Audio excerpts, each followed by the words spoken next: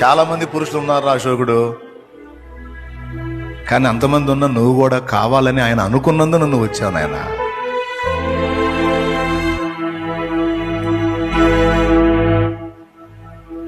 లేకపోతే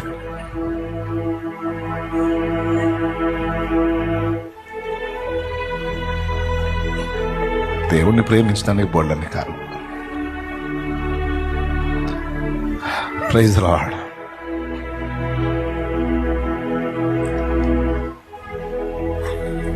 ప్రేమని పెట్టుదారా మీరు కూడా ఆలోచించండి.